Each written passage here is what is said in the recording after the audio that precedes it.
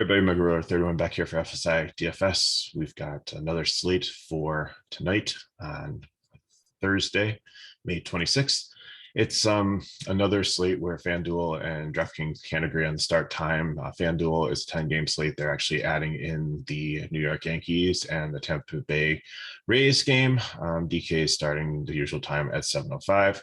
We have about 5 games with weather issues too, so it should be interesting, just like last night. And again, some of the good pitching is in weather concerns. So let's quickly go through everything and see what we figure out. Last night didn't end up being too terrible. I said it was just a goofy night with weather and everything. I will admit, with the early slate yesterday, I was completely wrong about the Mets AAA pitcher. He absolutely got destroyed. But then Williams came in, who has struggled and actually came in and did a really good job as a long reliever. So might be something to watch if he continues to get starts there too. So on to today. Like I said, the first game we have the Yankees and the Tampa Bay. It's only on FanDuel. I think Cortez is pretty expensive. You could use as your SP1. Tampa Bay does have some strikeouts. It is a pitching ballpark in Tampa Bay there. On the other side of the game, the Yankees have been hot, but they also have been banged up. So you have Yarbrough there. He's a lefty. He's pretty inexpensive at 6'4". I just don't think on FanDuel you really want to go there. So Yankees bats, like, have to look at the lineup and see who's back. I don't think Stanton will be back in, but LeMahieu potentially could be. Higgy could be back, righty, lefty. I think he's back off the COVID list. So there are some Yankees bats that potentially could make sense. The Tampa Bay bats, I just don't think I'm really interested unless it looks like we're going to lose a lot of games due to weather on this slate. Then I think potentially you might be able to play them as like a contrarian stack, but I really don't think, Cortez has had a really good season, and I don't think I really want to go there. So first game on DK, you have the Colorado Rockies going to the Washington Nationals. Maybe like a 20% chance of rain, maybe a little bit before the game, but I think we'll be fine there. I don't think there's any issues. Jim Marquez against Patrick Corbin. Marquez, I think, is quite interesting here. He's a really good pitcher, just pitches at Coors Field. He's had some good starts this year. He's had some bad starts even on the road. So I take Coors out of the equation, but there's really not too many people in this Washington lineup that super scare me besides Soto and Bell. So I think you definitely at 6'2", you can fire him up as an SP2. I think I probably might be going there in cash as my SP2 tonight. On the other side, Corbin is a horrible pitcher. First on the fade list, probably not even, he didn't even make my fade list. He's so bad. So yeah, I wouldn't even consider him. Bat wise, like, I like the Rockies as a GPP stack. They're just so expensive. They're almost priced like they're in Coors. I think, DK realized how bad of a pitcher Corbin is, and they priced him way up, because you're talking like, CJ Cron is at 6'1". He's more expensive than Freddie Freeman on this slate, and Freddie Freeman's in an amazing spot also. So just, yeah, GPP only there for the bats. Washington, not even interested in them bat wise. So moving on to the next game. So this is probably the second biggest weather threat is going to be Cleveland and Detroit. I do see that Savell might be coming back from the IL, but they do have Pingleton. Pingleton might be an opener. Pingleton has gone 2 or 3 innings before up here, and he went down to AAA. He's a little bit more stretched out, and he's actually put up like 10 or 11 DK points at 4K. If he is the starter, or if it doesn't look like there's a long reliever piggyback, or he's going to get 2 or 3 innings at, if you're trying to get some expensive bats in, I'm fine with him at a SP2. Again, you just have to watch the weather, but it looks like the nice thing about this game is that the weather's like later on. So he might get out there and get his 2 or 3 innings, and they call the game, and you're still going to score the points on DK. And I'm perfectly fine with, that working. Schoolball on the other side is really good. Cleveland doesn't strike out much, so I think he's probably more of a GPP pitcher if the weather holds here. Wind's blowing in about 11 miles per hour, so and even Ramirez is not having a great season. Miller, Cleveland started out really hot, and then they're starting to fade. Like, even Fermel Reyes doesn't hit as well as he used to, left-handed pitching. So kind of off now. Maybe when things like heat up in the summer, they'll come back alive again, which kind of like Boston did. They had like a slow period and then kind of came back alive. So I expect Cleveland to do that at some point, but I don't think today's the day for that. So Pingleton, if he is the pitcher, I like him. Savell, no, his ERA is like 12 or something. It's like really high. So at that point, I think I'd like the Detroit bats a little bit more. Than if they're doing like a bullpen game or having like just Pinkerton start and do a couple innings as an opener. So Cleveland bats, leverage maybe, but not super interested there. Okay, now we have the worst rain, and again, it's not like there's something consistent, but if there's pop-up storms all over the Atlanta region, and it all depends. Like if it's around and they're just on the fringe of it and get a little bit wet, that's fine. But if it's the front's gonna go right over the stadium, then you're gonna have a complete washout. So I think this one really they're looking at like anywhere from 75 to 80% chance of rain during the game. It might be an on and off thing. You have two decent pitchers here. Like in the context of the slate, if there was no weather, I think Nola would probably potentially be one of the best pitchers. Here against the Braves, like Acuna wasn't in yesterday. They're a little bit banged up in this lineup, missing some pieces. So I think that, if for some reason it looks like the weather's going to move or that the storms are going to miss them, then I think Nola's definitely in play here. Right on the other side, still too, besides he's been really good against righties. So besides, again, Harper and probably Schwarber, he should do well versus his primarily righty lineup for the Phillies. So I like both pitchers, but like probably GPP because of the weather here, and the offense is the same thing. I think they just be leverage stacks because the pitching's decent, the weather's horrible. So this game just might be a cross off. Next up, we have Kansas City and the Minnesota Twins. Has an 8 total right now. You have two not horrible pitchers, but not great pitchers, like called average pitchers, like Daniel Lynch and Smeltzer. I think if you're looking for like a cheap pitcher, I think Smoltzer should be okay because Kansas City has had some stretches where they've been bad offensively. They only have a 3.44 run total.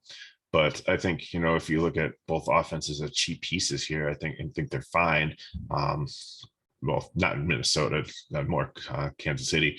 Minnesota, I think I really like. They'd probably be like my 4th favorite stack. If the Boston game was rained out, then they'll definitely move up. But I think in affordability wise, it's really hard to stack the Dodgers and the Angels and even Boston. So I think I've stumbled upon my everyday stack, and I think it's going to be the Twins in Arizona. I don't think I would play everyday in cash, but in the context of this slate, with when you see the breakdown section, I think that's might be where I'm going there. Like I said, Casey, if you need some cheap pitcher pieces, then I'm fine with that. Milwaukee and St. Louis. This one looks like it could have some rain early and dry out, maybe just a late start. You have Eric Lauer and Adam Wainwright, 2 decent pitchers. Lauer struggled a little bit, and it's against pretty much an all-righty lineup who hits lefties well. So, and at 10-1, I think he's just way too expensive. So I think, he's going to have low ownership and he could potentially do well. But I think, St. Louis is missing one bat, like when O'Neill is out of the lineup on the IL right now, but they still have, like Goldsmith and Arenado and some decent pop there. So, and Wainwright on the other side, I think is decent enough to shut down Milwaukee. They only have a 3.62 total. The total for the whole game is only 7.5, a 3.62 and a 3.88. So then it's looking like a slight favorite to St. Louis. So again, I think the pitchers, you can use them if you want to here. I think they're more of a GPP thing, just like the pricing on them is so expensive, where you can get some other guys in that range or much less in much better matchups. So I don't think you need to use either one of them. And bat wise, I think, again, you're just still looking St. Louis, maybe because Lauer has struggled a little bit and you do have a lot of a splits advantage. That would be my 4th GPP stack of the night. And then Milwaukee just is kind of like a leverage thing. Boston and the Chicago White Sox, this is a 9 total. If this game plays, which it might, it looks like this one again might be just delayed, kind of like last night, where to just get the rain out of the way, and then they'll be able to get it in, maybe a little bit wet, but it should provide some offense. You have Michael Wacha and Darius Keuchel. Just keep in mind that Michael Wacha is a reverse switch splits pitcher, so he gives up more to the righties than the lefties. here. And then Keuchel's just a shuff throwing lefty against some really good righty hitters here. So Boston definitely a second favorite stack of the night, up with the Dodgers, but Dodgers are so expensive. I think Boston's a little bit easier to get in if the weather holds up. And it's tough to choose like which five you want here. I mean, I think you can just go with the first five, and if you need some value, you can mix in Arroyo, Verdugo, Dahlbeck, and Plucky, or whoever the catcher is. Just keep in mind, DeVers hits both sides of the plate just as well. So, you know, lefty, you don't necessarily have to fade him there. But at 5'9", if you're trying to get another stack or decent pitching in there, you might need to make that sacrifice and just go like Kiki, JD, Xander, and Story for that. On the White Sox side, they're starting to come together a little bit too. Like, again, I like the righties. So Anderson, Makata, Pollock is actually starting to come alive a little bit and higher in the order. 3-1 is not a bad price for him. He's come up a little bit, but he's not like 4K yet. So I think that's good there. But then you still have like Vaughn, who's a decent righty batter too. So, and see if there's another cheap pieces. Like last night, I think it was Brewer or Beers or somebody was like the second base, and FanDuel was like 2K punt. I threw him in there and he had home run. And it was like awesome. So love it when that happens. So like I said, like the bats here, fade both the pitchers and hope the weather holds up. Toronto Blue Jays and the Los Angeles Angels, Ryu against Ohtani. I looked at Ryu's ERA, it's like 9. But then I looked at the box scores, and the last couple of starts were a bunch better than his first one. So is he coming around? Maybe. Am I going to try to play him against the Angels? Probably not. But then again, he's only 6'9", and he's one of the cheapest pitchers on FanDuel also. That doesn't make you want to completely throw up in your mouth. So I can see playing him in a GPP because especially if Ward's not back. And I think his wrist is fine. I believe he ran into the wall or something trying to field a play or fell on the ground and sprained it, but he should be back from what I've read. But if not, then I think, you know, is some potential here. Ohtani doesn't always hit as well when he's pitching. It's, you know, so, and he's not been the same Ohtani that he's been, not that he's like completely fallen off like some other players we've seen this year, but he's just not as dominant like MVP candidate and Cy Young candidate and like he was a couple seasons ago. So, but Trout's still there. And so Ryu, I don't know, like I said, in a GPP, if you need him as an SP2 or a FanDuel, if you really want to try to get like 2 big bat stacks in, I'm okay with it, but I wouldn't play him in cash. Ohtani on the other side, I think definitely between he and Montas make a great case for an SP1. He's good against righties. Blue Jays are primarily righties. So Blue Jays, I think, would make the top GPP stack. You'd usually call them a leverage stack, but I think it's a little bit more than that just with the talent they have here.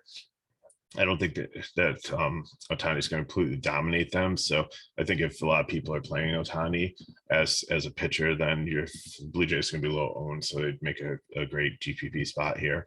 Angels on the other side, I mean, you lose Ohtani as a bat when he's pitching. If Ward's back in, I think it makes a decent stack. And even I like some of these lower guys in the lineup too, like Duffy, he hits left-handed pitching very well. He's always cheap at like 2.4. Rangford, Stasi's a decent hitting catcher. Vasquez at the bottom for a wraparound. So there's some potential there. The LA Dodgers and the Arizona Diamondbacks. Mitch White looks like he's going to get the start here. He's only 5'5". Don't think he's going to go very far. You might see somebody else here. He might just be an opener. So not super interested. I think he's on the fade list. And Humberto Castillo is definitely a no for me also. So I really like the bats here. The game has a 9.5 total. The Dodgers are so expensive. It's very, very hard to stack them. So if you can get them in cash, that works. Maybe some of the cheaper guys you can mix in, but I tried to play around. Try and put in like Montas and a decent like SP2 like Marquez. Even if I went down to Pinkerton, it is still hard to get 4, let alone 5 Dodgers in without like completely punting every other position. So you'd have no correlation whatsoever. So even though they might be the top stack, I think I'm liking them more in a GPP tonight than and I might just take some risks and pay down on both pitchers. to try to get them in, maybe even stack them like with the Angels, but we'll get to that in the lineup session. Arizona on the other side too, also I think is in a really good spot. Like I said, they've been hitting decent. They've got some players that besides Rochero, the catcher, sometimes you hate paying up for him, but if you want to skip him in the stack, just Smith and Martin and Walker, and these guys aren't super excited or super expensive. They can be exciting, but Jake McCarthy is at potentially 2.8. I think he's minimum price on FanDuel if he makes the lineup. And they do have a righty guy from like AAA or the bullpen or something starting out in this game. He's only like 2.8 and like I think 2K. So there's a really cheap bat too to throw in there to try to get some other bats in your stack. And then the final game we have is Texas Rangers and the Oakland Athletics. Martin Perez and Frankie Montas. I think you can play Perez here. He's been decent. The A's, Robbie Ray, even though they put up some runs, got right against them, put up a good score. So it's good taking pitchers that are average against the A's. It seems to heighten their game a little bit. So I have no problem playing him. 8.3 is a little expensive. So I think, DK was looking at the matchup there when they priced him. So I think, he should be more 7.3 and they'd be in like this sweet spot and probably be the default SP2 tonight. But 8.3, I said it's a little bit of a high asking price.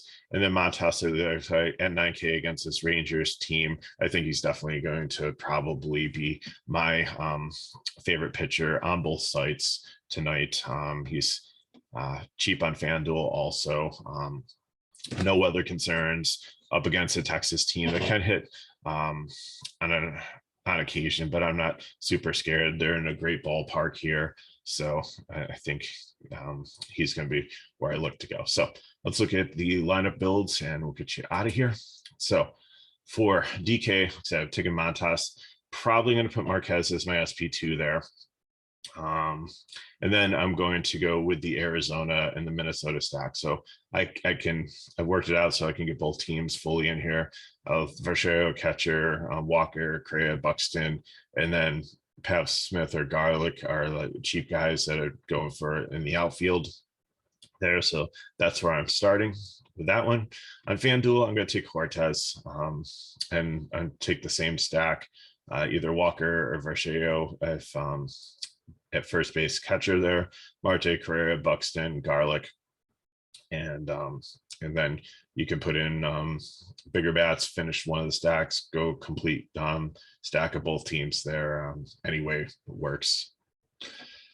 So then going over for GPP, so I'm going to either take Ohtani or I'm going to go down to Perez and hopefully Pinkerton's in, and that should open up a lot of salaries. So for a catcher, I mean, if you want to go all the way up and play whoever the catcher is, if it is going to be Will Smith, it's super expensive on DK. He's 5'7", so I don't know if you're going to be able to do that. But Stassi is okay. But then again, if Pinkerton's not an option, you're probably going to have to punt catcher just to get these Dodgers. And so Freeman, Duffy, then pick Turner or Rendon for your third baseman. Trey Turner at third base or at shortstop, Justin Turner at third base, Betts, and then pick how much you have left for your outfield.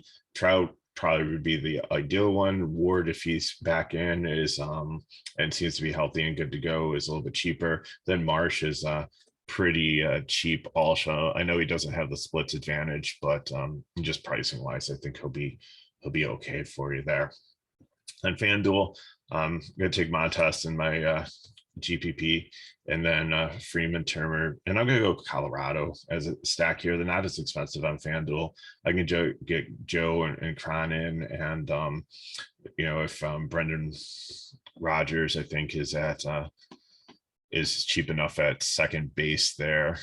Maybe Hampson will even make it in. He's like usually minimum price, so that's where I'm looking to go for that. So again, I'm sorry that there's so many weather issues. Just pay attention. I think Philly and Atlanta is like definitely the biggest concern, and Cleveland, Detroit second.